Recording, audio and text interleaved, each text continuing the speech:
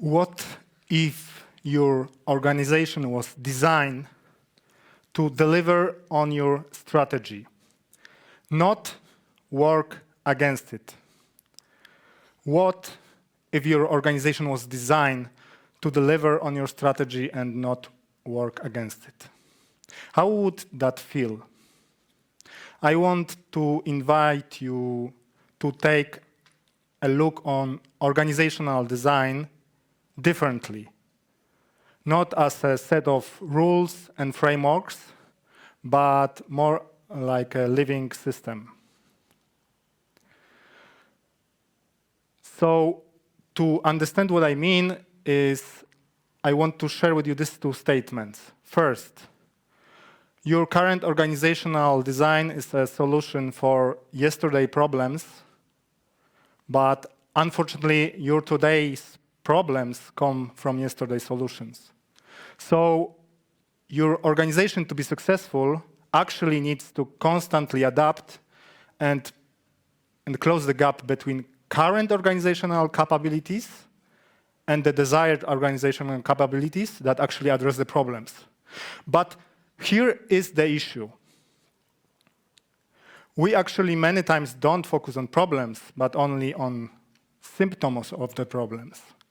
To understand what I mean, let's use system modeling and take a closer look on this causal loop diagram of shifting the burden archetype and understand what I mean by that. So usually the leaders in the organization bring to you not the problems, but only the problem symptoms. And you can address the problem symptoms in two ways, either by applying the fundamental solution, which when applying takes time to actually make the symptoms disappear, or by applying symptomic solution that actually introduce side effects and move you farther away from the fundamental solution. So what I mean by that? So imagine you smoke and you have a smoking cough. So and you can apply the fundamental solution, which would be just quit smoking. But you can also take some smoking anti-coughing pills. But when you would take the anti-coughing pills, there would be some side effects. And additionally, your friend wouldn't notice that you are getting sick because of smoking and wouldn't talk with you that this will become a problem. Hi, my name is Błażej Drobniuch. I'm a software development engineer, organizational design consultant, and I want to invite you to, of course, follow me on Instagram. I prefer if you find my content in between cute dogs and cats and not currently LinkedIn AI hype and politics. So yeah, today I will talk with you about topics that are currently trending in top management and around software developers and CTOs that are really appealing. But the problem with these topics are that they address not the problems and they aren't a fundamental solution, but treat only the symptoms. So we will talk about Conway's law and inverse Conway's maneuver, about cognitive load and team cognitive load, about code ownership and team ownership, and finally, about having to fix someone else's code at 2 a.m. So, this talk will be interactive, really intense. So please scan this QR code. Don't close your browser because this is the only time I will show you this QR code. And throughout this talk, I will ask you questions that will appeal to you, and we could use experience and common sense to actually find what's behind the topics we are talking about. But before asking you the first question, who of you actually heard, for example, about Conway's law? Okay. So let's bring up the definition. So, Conway's law. Organizations which design systems are constrained to produce designs which are copies of the communication structures of those organizations. So in layman terms, complex products end up shaped like the organizational structure.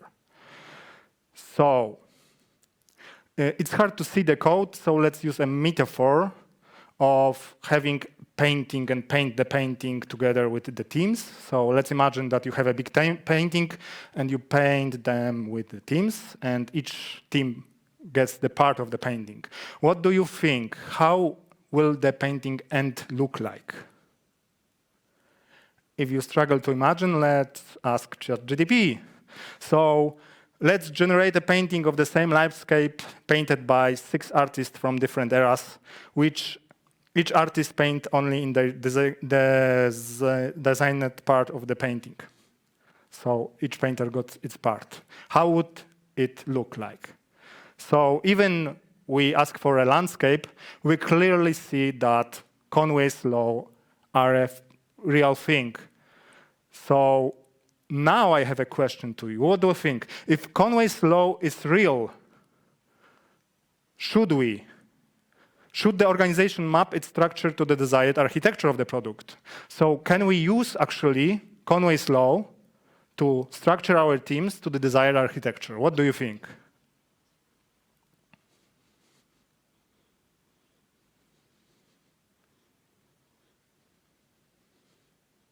Let's practice answering fast.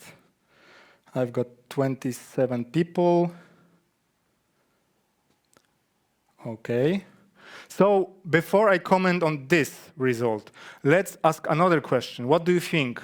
What is the probability that the architecture of the product will change over time?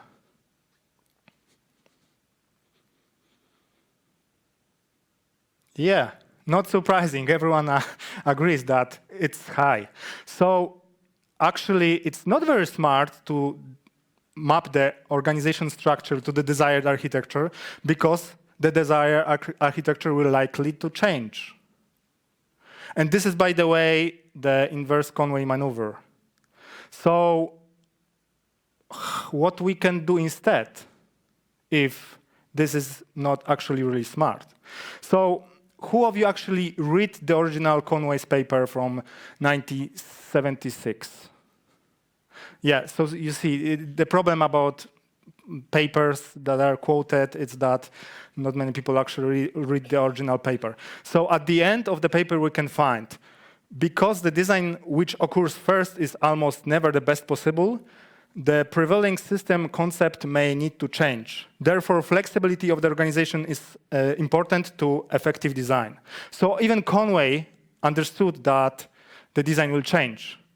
So he actually suggested that ways must be found to reward design managers to keep their organization lean and flexible. So Conway's never suggested to use component teams, quite the opposite. So Conway's never suggested to use the inverse Conway maneuver to map the company structure to the desired architecture.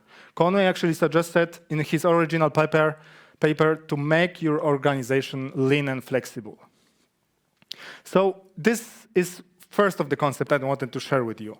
Let's jump to the, let's continue with another question. So now the same artists paint a landscape where everyone can contribute freely with no distinct sections. What do we see? There is no Conway here. So we can understand that you have Conway's law because people don't share ownership. If people share ownership, there is no Conway's law. So this is how you actually get flexible organization, by promoting shared ownership. One of the extreme programming principles, shared co-ownership. But here's the problem. Currently, the topics that are trending are quite opposite. So let's jump to another one, cognitive load. Anyone from you heard about cognitive load? Okay. In the context of IT or psychology?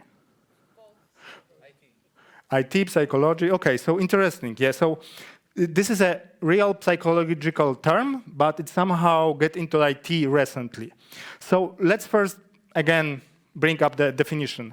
Cognitive load is the total amount of mental effort being used in the working memory. So it's about working memory. it has nothing to do with learning. There's no known learning limit in our brain. We can learn and learn. The only limit we got is that after a while we forget things. That's why we need to refresh them. So cognitive load is concerning only regarding working memory. So about tasks we are currently trying to solve, and about all the variables we need to digest currently. So nothing regarding knowledge. But unfortunately, for the sake of being nice to the developers, they introduced the concept of cognitive load and team cognitive load. Who of you heard about team cognitive load? Team cognitive load isn't even a term from psychology. If you Google it, you only find this in the IT context. So, yes. What are the implications of that? So, instead of using cognitive load, I will use it, the term that actually they are supplementing it for. So, in IT, they use the term cognitive load for actually team stress. It's an excuse for team stress. And team stress is a real thing, so let's not neglect it. But let's have a closer look on the problem and the symptom. So we should treat the team stress not as a problem, but only as a symptom of a problem. And we can apply symptomatic solution again, or fundamental solution. So the fundamental solution would be just that the team would spend some time helping each other and learning. Or we can apply the symptomic solution, which would be introduce component teams and restrict code ownership. So for example, a team wouldn't work on the whole product, but instead of a component, a couple of microservices. But then what we get instead? So we introduce a couple of component teams, then people spend more time on the primary specialization, so they get less stress. But what we introduce is the side effect of actually skill gap to develop top features. So why is this even happening? We have three beliefs to challenge. One belief is that you can't require from developers to work on the whole product code base. Second belief is that multifunctional people do not exist. And third belief is that it is most efficient when everyone is busy with their work. So let's challenge this. Let's start with this question. What is the percentage of features in product backlog where the team, in order to deliver them, needs to know and understand 100% lines of code, 100% of architecture, 100% of technology, and of the entire product? What do you think? How many features in the product backlog require you to actually understand 100% of the architecture, lines of code, and technology? In my experience, there are 0 features that require you to understand the whole product. I was a software developer in Ericsson. We were developing the base station. The base station requires so many technologies that there's no human being in the world that can understand the whole product. But we still developed it, because what we needed to know and understand was only what is necessary and required to actually just deliver the next feature. So we didn't know everything, so we spent time just on learning it. So it's not about me having to understand the whole product, it's only about my openness to learn.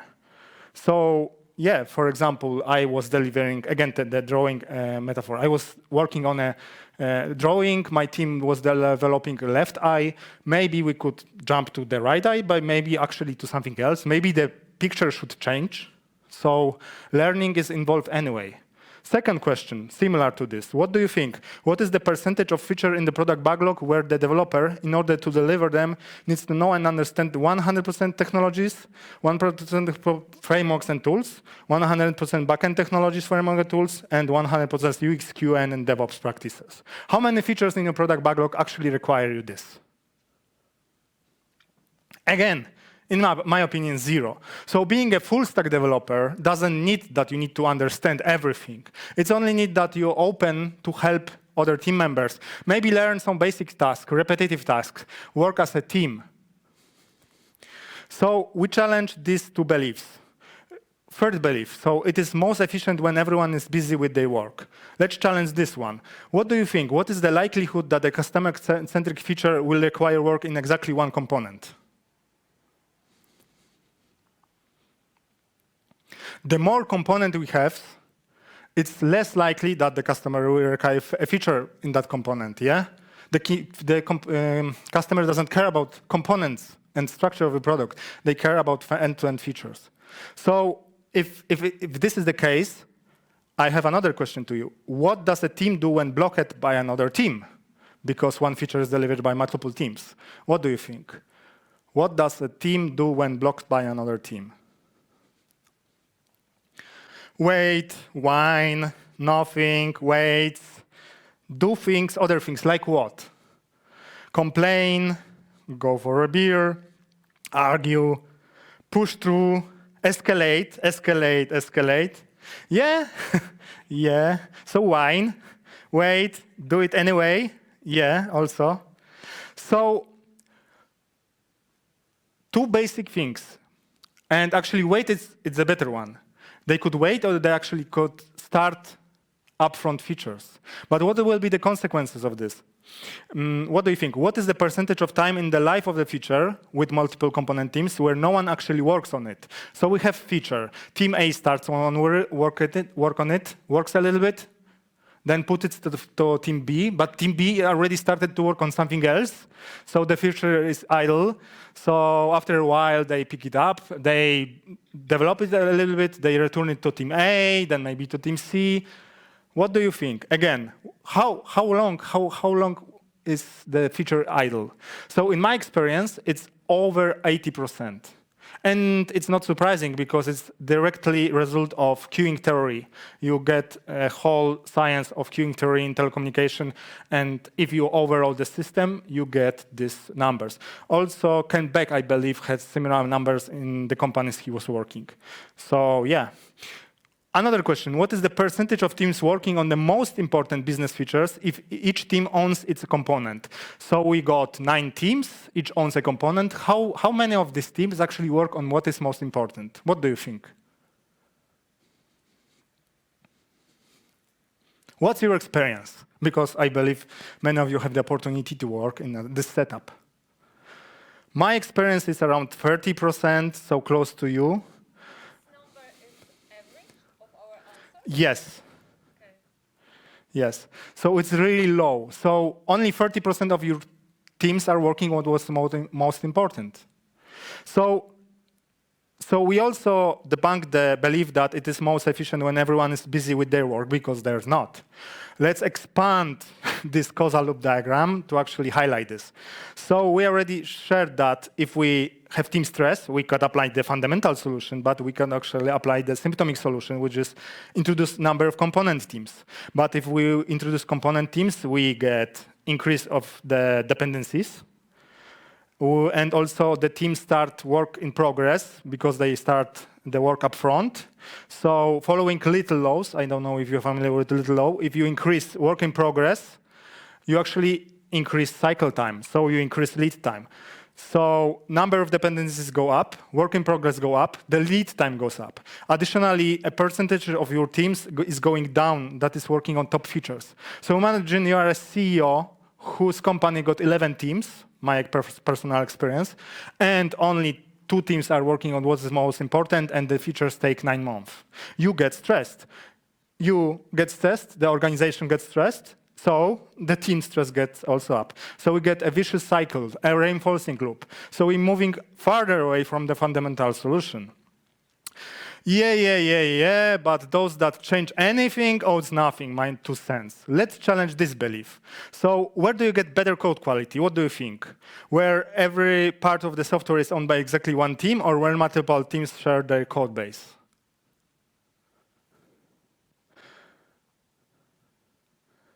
Yeah, I have similar experience as a software developer.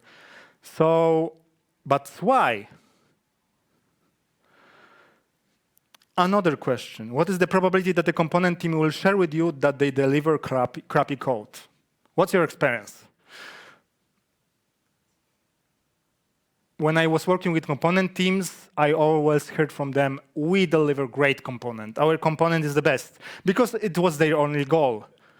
So another question, what is the probability that when another team takes a look at that component team's code, they will report that it's crappy? Ah, nice. So, what does it lead to?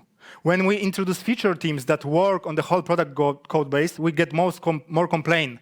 But you hear more complaints about the quality of the code when multiple teams share their code base, not because the code is worse, but because you finally received feedback about it. Another question, I told you there will be a lot. When is a software developer more motivated to write easy-to-read code? Because, software isn't about writing code. It's about modifying code. When you introduce new features, you want to reduce the cost of change. And the cost of change is directly related to the easiness to read the code. Yeah? So you agree, when the code is frequently read by many people. So again, we want to have shared code ownership. And extreme programming promotes that. So another thing, how do pianists, jazz musicians, painters, poets, and software developers learn? They learn by copying other work. And if you restrict code ownership, you basically deprive your teams of looking at other teams' code. So one last question about code. Where are you likely to encounter fewer bugs? So if we have component teams, the component teams only are responsible for work in their components. So who's responsible for delivering the whole feature? Either you introduce a new role that will introduce the Chinese whisper telephone game and will increase lead time, or you just, I don't want to use bad words, but yeah, you cripple the quality. So let's talk about architecture. So we can, again, approach the architecture in two ways. We can develop the features horizontally or vertically. So we can require the teams to deliver the features end-to-end, or we can say, oh no, the head, the legs, and the mouth is so important, we need to have special teams to work on that. But here's the problem. Improving the performance of the parts of the system taken separately would not necessarily improve the performance of the whole. In fact, it may harm the whole. So I want to share with you two really important rules. If you optimize a system, you will sub-optimize one or more components. And second rule, if you optimize the components of the system, you will sub-optimize the system. So if you have component teams that make the components really great, yeah, let's assume we get a perfect architect who divided the teams into perfect component teams, and the teams do their best. How will the product look like? All the teams doing the best. So let's imagine we need to create a perfect apex animal on the savannah. And we have a leg team, we have a back team, head team. How would the animal end look like? Yeah, yeah, system thinking. Okay, so how we go to fundamental solution? We get there by actually a belief that is people may learn and acquire new skills over time. Simple, yeah? And actually, we need to understand additionally one more thing. If we spend more time on helping and learning, we actually move away from the symptomic solution that increases lead time. So actually, changing the direction of the organization is actually learning cost. And shift becomes much cheaper if your organization is already learning. So if you want an agile organization, you want your teams to spend time on helping and learning. So if you understand that agility requires multifunctional learning, you as a leader, as a CEO, as a CTO, actually can provide incentives to actually create a learning organization. So you create pressure for management part to introduce extreme programming practices, pair programming, swarming, mob programming, living documentation, BDD practices, and so on. So again, we could apply team stress to address team stress, cognitive load. We could introduce component teams and only reduce the ownership to team ownership, or we can do other things. So feel free to make a screen because I won't go through it, but the list is even longer. So one of the last questions, what do you think, what is the healthy time frame for a product code base built by professional software developers to detect when someone broke it and where is the issue? What do you think? You are a CTO, and you are getting asked, what is a healthy time frame to detect a bug? And yeah. I see most of you answered less than a day. So let's go back to the final topic of today's talk. So all the topics I was mentioned were from this book, Team Topologies. Don't read this book, it's full of BS. It's really trending right now, but I already shared with you, and you agreed, answering the question, that it's not how you actually make the organization agile. So if you are getting woken up at 2 a.m. when the service goes down, it's not who to blame, because you have component teams and you know that you can blame this team, this team.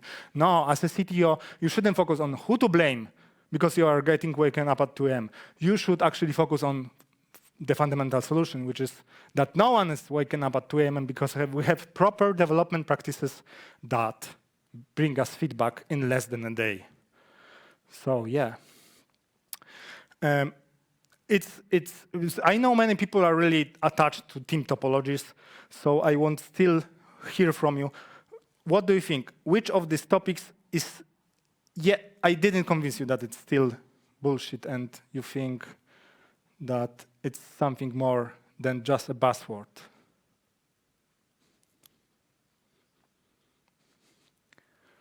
So in 2023, I joined a E-level startup. They were massively growing, hiring people and putting them in domain teams, which were component teams because the code ownership was restricted to only one team. The teams couldn't even watch other teams' code. Only 3 of 11 teams work on what is most important. And the rest teams were building something not so important. What happened next? Millions of probably dollars lost because we didn't deliver value. The lead time was terrible. And it ended up with firing people and misery. So my mission here is to talk with you and put it forward that we don't care about the inverse Conway maneuver. We don't care about cognitive load.